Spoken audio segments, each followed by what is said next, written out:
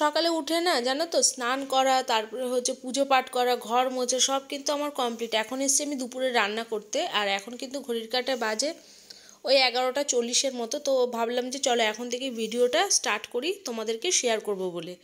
আর ঠিক যেটা বাজে সেটাই আমি তোমাদেরকে বললাম, আমি কিন্তু বাড়িয়েও বললাম না কমিয়েও বললাম না। দেখো ঘড়ি না দেখালে তো তোমরা কেউ বুঝবে না।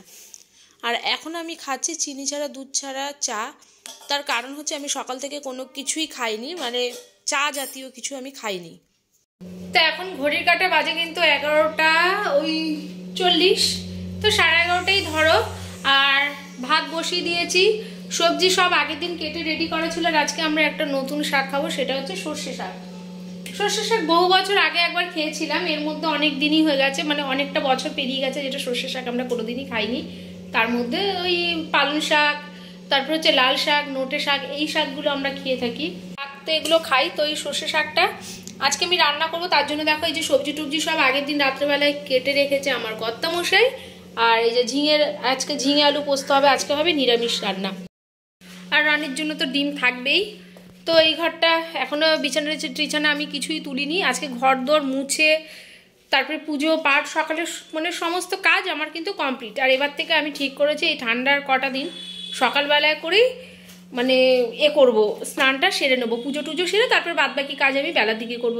আর বলছি কিন্তু আমি জানি না, আমার বলা কথা কিন্তু আমি খুব একটা মানে সেই জায়গাটা আমি করে রাখতেও পারি না, বা আমি সেই কাজগুলো করে উঠতে পারি না। আমি জানি না আদৌ আমি ঠিকঠাক করতে পারবো কিনা, বলছি হয়তো এমনই কাজ এসে গেল যে সকালবেলা করে নিই, তারপরে দুপুরের দিকে স্নান টান করি, এরকমও হতে পারে।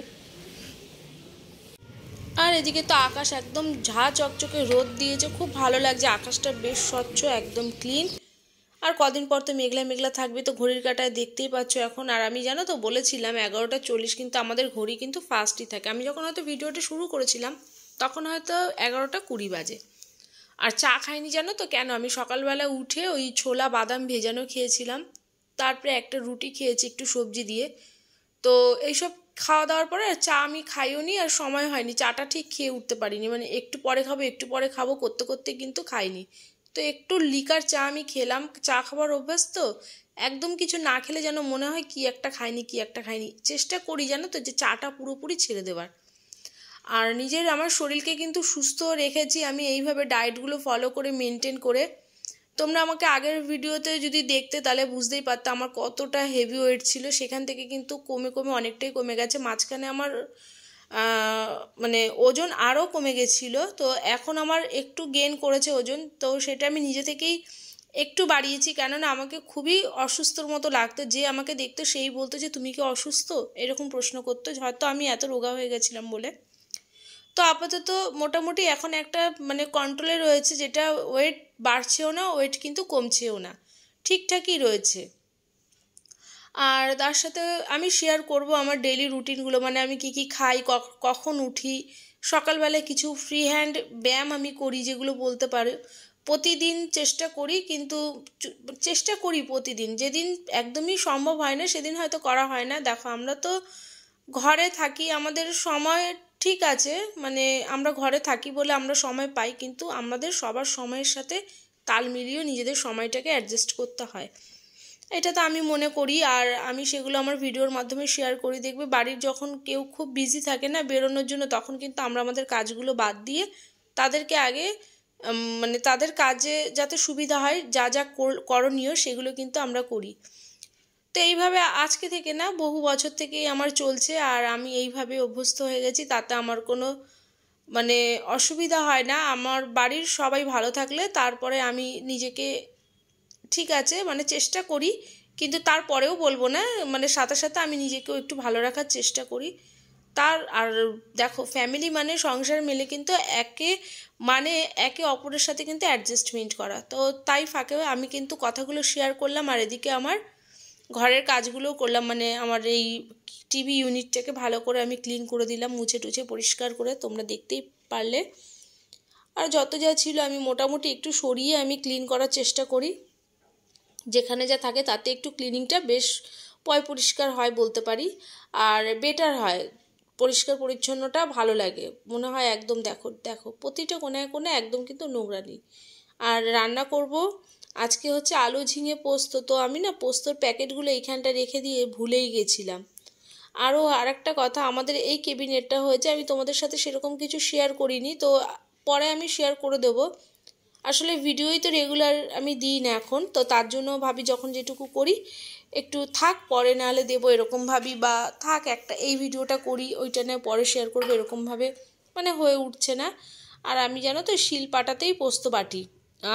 কিছু কিছু মশলা জানো তো শিল পাটাতেই কিন্তু বেটে খেতে বেশি ভালো লাগে, যেমন ধরো সর্ষে, পোস্ত, গোটা জিরে, জিরের গুঁড়ো না গোটা জিরে, সেগুলো যদি আমরা এই শিলপাটার মধ্যে একটু বেটে নিই সেটার কিন্তু বেশ একটা টেস্ট হয়। আর মুগ ডাল করছি আজকে, আর মুগ ডালের তো আলাদাই একটা দেখবে গন্ধ আছে, যেটা একটুখানি ঘি দিয়ে দিলেই কিন্তু খেতে বেশি ভালো লাগে। আর আমি আদা বাটা দিয়েও করি, কিন্তু আজকে কোনো রকম আমি বাটা বুটা মশলা দিলাম না, একটু নর্মাল ওই শুকনো লঙ্কা জিরে দিয়েই ফোড়ন দিয়েছি তেজপাতা দিয়ে, আর নামানোর আগে একটু ঘি দিয়ে দেবো। আর এই পাশটা আমি কিন্তু ওই কালো জিরে ফোড়ন আর আলু আর ঝিঙেটা দিয়ে দিলাম, আর ওপর থেকে একটু নুন ছিটিয়ে দিয়ে দিলাম যাতে জলটা ছেড়ে যায়। আর এমনিতে ঝিঙে দেখো জলা সবজি, ঝিঙে পটল তারপর হচ্ছে চিচিঙ্গা, এগুলো থেকে প্রচণ্ড পরিমাণে জল ছাড়ে। আর এদিকে আমার কিন্তু মুগ ডাল সম্বার দেওয়া হয়ে গেছে, আর এদিকটা রেখে দিলাম। এখন আমি কিন্তু এর উপরে ঘি দিয়ে দেবো, বা খাওয়ার একটু আগে দিয়ে দেবো। আর আমি কিন্তু সব রান্নাই গরম গরম খেতে দেবো। তো এদিকে ঝিঙে আলু পোস্ত আমার হয়ে গেছে, একদম শুকনো শুকনো করে করেছি যেহেতু ডাল দিয়ে খাবে। আর ওপর দিয়ে একটু কাঁচা লঙ্কা আর কাঁচা সর্ষের তেল আমি দিয়ে দিই, যাতে কাঁচা দেখবে সর্ষের তেলের, সর্ষে পোস্তর উপরে কিন্তু কাঁচা তেলের একটা গন্ধ ভীষণ প্রিয় লাগে, খুব মিষ্টি একটা গন্ধ ছাড়ে, খাবারের মানে টেস্টটাই পুরো বদলে দেয়। আর তো চলো, রান্না বান্না তো আমার হয়ে গেছে, এক ঝলকে তোমাদেরকে রান্নাগুলো আমি শেয়ার করে দিই। তো সর্ষে শাক করেছি, তার মধ্যে কিন্তু সবজির মধ্যে পড়েছে মূলো, বেগুন আর সামান্য আলু। আর এই যে আমার হচ্ছে ঝিঙে আলু পোস্ত, একদম কিন্তু গরম গরম। আর এদিকে রয়েছে মুগের ডাল, মশলা মানে মশলার মধ্যে বলতে পারো আদা বাটাটা দিই, আর কোনো কিছুই দিইনি। আর ধনে পাতা দিয়ে চাটনি করব, মূলো দিয়ে ধনে পাতা দিয়ে। আর এইখানটায় ভাত রয়েছে গরম গরম, আর এর মধ্যে রয়েছে উচ্ছে আর পেঁপে সেদ্ধ। তো সব রান্না বান্না আমার কমপ্লিট হয়ে গেছে। আর এবার আমি গ্যাস স্টোভটাকে মুছে পরিষ্কার করে দিচ্ছি। ডাল সম্বার দিয়েছিলাম, আর মুগ ডাল রান্না করলে কিন্তু গ্যাস স্টোভ খুব নোংরা হয়, ওই ছিটকাটা যায় না, যেমনি আমরা খিচুড়ি রান্না করলে দেখবে ছিটাগুলো পড়তেই থাকে। তো আমি ভাবলাম যে একবারে পরিষ্কারটা করে নিই, মানে গ্যাস স্টোভটাকে মুছে নিই। আর কাচের তো একটু লাইজল দিয়ে দিলেই কিন্তু একদম ছিঁড়ে যায়। আমি এর আগে বহুবার তোমাদের সাথে শেয়ার করেছিলাম যে এইভাবে কিন্তু গ্যাস স্টোভ মুছলে খুব ভালোভাবে গ্যাস স্টোভ পরিষ্কার হয়ে যায়। আর ওদিকে দেখো রোদের তেজও কমে গেছে, কেমন যেন একটা ম্যারম্যারে সাথে সাথে দিন লাগছে। এই শীতকালটা কিন্তু এইরকমভাবেই চলবে। আর এদিকে জামা কাপড় আমার অনেক জমে গেছে, সেইগুলোকে যেগুলো কাচার সেই জামা কাপড়গুলোকে কাচবো, আর যেগুলো না কাচার সেগুলোকে একটু রোদ্রে দেবো, মানে রোদটা খাইয়ে দিলে পরে আবার দু একবার আমরা কিন্তু পরতেও পারবো সেগুলোকে। আর এখন তো শীতের দিন পড়ে গেছে, গরমকালে যেরকম জামা কাপড় পরার পরে এত ঘাম ছাড়ে সেগুলো কিন্তু পরা যায় না, বা এত বাজে মানে গায়ের সাথে সেটে থাকে, সেগুলো কিন্তু দ্বিতীয়বার ব্যবহার করা যায় না।